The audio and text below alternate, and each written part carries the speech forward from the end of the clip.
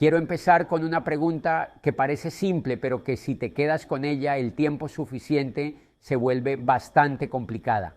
¿Qué quieres? No en el sentido de ¿qué quieres comer hoy o qué quieres hacer este fin de semana? En el sentido real de la palabra, en el sentido profundo. ¿Qué quieres de tu vida? ¿Qué quieres construir? ¿Hacia dónde quieres que vaya todo esto? La mayoría de las personas cuando les hacen esa pregunta tienen una respuesta disponible, una respuesta razonablemente articulada, razonablemente coherente, que suena bien cuando la dices en voz alta. Quiero tener mi propio negocio, quiero tener estabilidad financiera, quiero hacer algo que importe, quiero más tiempo para lo que me gusta, quiero vivir diferente a como vivo ahora. Esas respuestas existen, son reales, nadie está mintiendo cuando las da, pero Napoleon Hill en el segundo capítulo de Piense y hágase rico hace algo que incomoda un poco, hace una distinción que convierte esas respuestas en algo que no alcanza. Dice que hay una diferencia fundamental entre querer algo y desearlo de verdad, entre tener una respuesta disponible sobre lo que quieres y tener un deseo que no negocia, que no se rinde, que no acepta el no como respuesta final, que está tan arraigado en ti que reorganiza todo lo demás alrededor de él. Y esa distinción, que en el papel parece un matiz semántico, en la práctica es la diferencia entre las personas que construyen lo que imaginan y las personas que pasan la vida imaginando sin construir. En el capítulo anterior hablamos del pensamiento como punto de partida, de cómo Edwin Barnes llegó a la oficina de Edison sin nada excepto una convicción tan sólida que el propio Edison la notó. Y dejé pendiente algo que este capítulo responde, porque uno podría preguntar con toda la razón, ¿qué hace que un pensamiento sea tan sólido? ¿Qué convierte una idea en esa convicción que se ve desde afuera, que genera movimiento, que sobrevive los obstáculos, que no se agota con los primeros rechazos? La respuesta de Hill es el deseo, no el deseo ordinario, lo que él llama el deseo ardiente. Y voy a pasarme este capítulo completo examinando eso porque creo que es uno de los conceptos más importantes del libro y también uno de los más malentendidos. Primero, lo que no es, el deseo ardiente no es entusiasmo, el entusiasmo es emocional, es volátil, llega con mucha energía y se va con la misma velocidad con que llegó. El entusiasmo dura mientras las cosas van bien, mientras hay novedad, mientras el camino es cómodo. En el momento en que aparece el primer obstáculo real, el primero que te hace cuestionar si esto vale la pena, el entusiasmo frecuentemente no sobrevive. Y las personas que confunden entusiasmo con deseo genuino son las que empiezan muchas cosas y terminan pocas. El deseo ardiente tampoco es ambición en el sentido en que generalmente se usa esa palabra. La ambición puede ser completamente hueca. Puede ser el deseo de tener más sin ninguna conexión real con un para qué, sin ninguna raíz que la sostenga cuando las cosas se ponen difíciles. La ambición sin propósito es ruido, es movimiento que no lleva a ningún lugar específico. El deseo ardiente, tal como Hill lo describe, es algo diferente a ambas cosas, es específico, tiene forma, tiene número, tiene fecha. No es quiero ser rico, sino quiero esta cantidad específica para este propósito específico en este tiempo específico. Y esa especificidad no es arbitraria, tiene una función que va más allá de la planificación. Tiene una función neurológica real que ya tocamos en el capítulo anterior cuando hablamos del sistema de activación reticular. El cerebro no puede buscar lo que no sabe reconocer. Y cuanto más nítida sea la imagen de lo que buscas, más eficientemente orienta tu atención, tu energía y tus acciones hacia ello. Pero hay algo más en el deseo ardiente que la especificidad, y es lo que hace que este capítulo sea más profundo de lo que parece en la superficie. Hill dice que el deseo genuino no se negocia con las circunstancias, no dice si las condiciones son favorables. Lo deseo. Dice, lo deseo, punto. independientemente de las condiciones, independientemente de lo que digan los demás, independientemente de lo que la evidencia disponible en este momento sugiera sobre las probabilidades. Y eso es lo que más incomoda, porque vivimos en una cultura que valora el realismo, que considera virtud ser práctico, ser sensato, no hacerse ilusiones, tener expectativas ajustadas a lo que el contexto sugiere que es posible. Y desde esa perspectiva, el tipo de deseo que Hill describe suena a ingenuidad, suena a negación de la realidad, suena a esa autoayuda barata que te dice que si lo sueñas con suficiente fuerza se va a materializar. Pero no es eso lo que Hill está diciendo, y vale la pena hacer esa distinción con cuidado. Hill no está diciendo que el deseo reemplaza al trabajo, no está diciendo que la intensidad emocional puede sustituir la acción. Lo que está diciendo es algo más específico y más verificable, que la calidad del deseo determina la calidad de la acción, que las personas que tienen un deseo verdaderamente arraigado actúan de una manera cualitativamente diferente a las personas que tienen un deseo tibio, que persisten más, que se recuperan más rápido de los golpes, que ven oportunidades donde otros ven obstáculos, no porque tengan más suerte, sino porque su sistema interno está orientado de manera diferente. Quiero hablarte de algo que Hill incluye en este capítulo y que a primera vista puede sonar a ejercicio de manual de autoayuda, pero que cuando lo examinas con seriedad tiene una profundidad que no es inmediatamente obvia.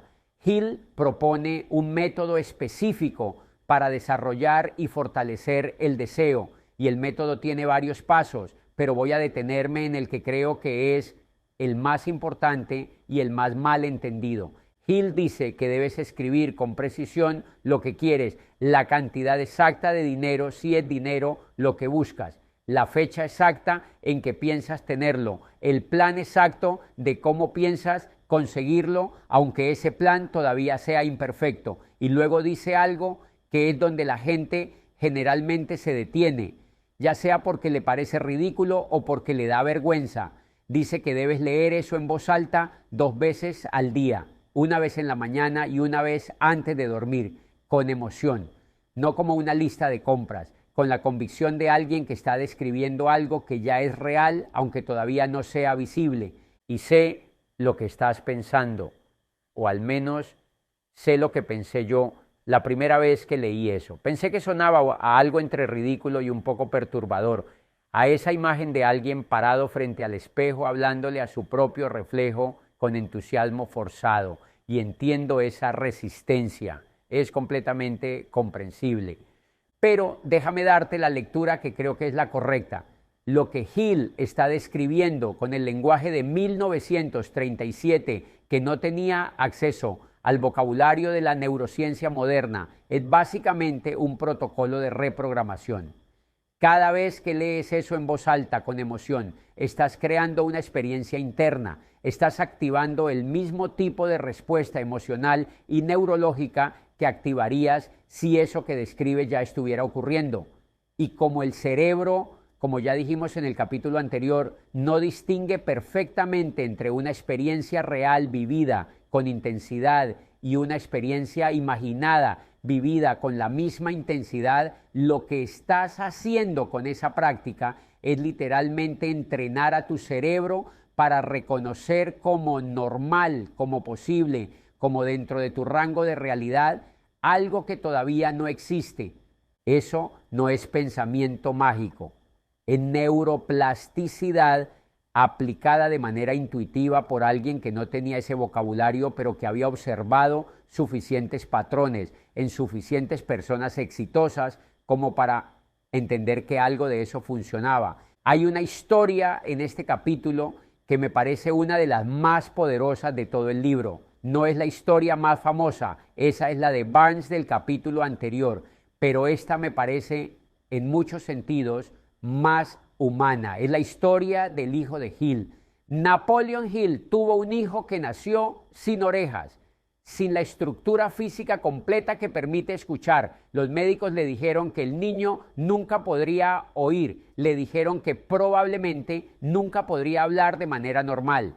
Y Hill tomó una decisión que en ese momento probablemente sonaba a negación del diagnóstico médico, pero que con el tiempo se reveló como algo diferente. Decidió que su hijo iba a poder oír, no como wishful thinking, como proyecto, como deseo que no negocia con el diagnóstico. Y lo que Hill describe sobre cómo educó a ese niño, cómo le transmitió la certeza de que su diferencia física no era el límite que los médicos decían que era, cómo ese niño eventualmente desarrolló una capacidad auditiva parcial que los médicos no habían predicho y que Hill atribuye en parte a la negativa de ese niño a aceptar el techo que le habían impuesto. Esa historia me genera algo que no es fácil de nombrar, no porque sea un milagro.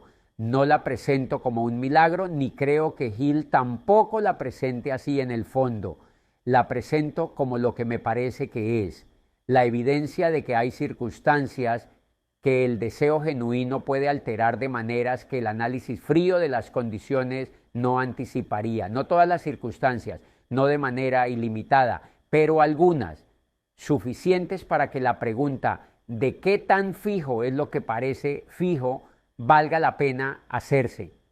Y para mí esa historia tiene un segundo nivel que es el que más me mueve, porque el deseo que Hill tenía para su hijo no era un deseo egoísta, no era un deseo sobre su propio éxito o su propio dinero o su propio futuro, era un deseo sobre otro. Y hay algo en ese tipo de deseo, el deseo que tiene como objeto el bienestar de alguien que amas, que tiene una fuerza particular, que resiste de una manera que los deseos puramente personales a veces no resisten.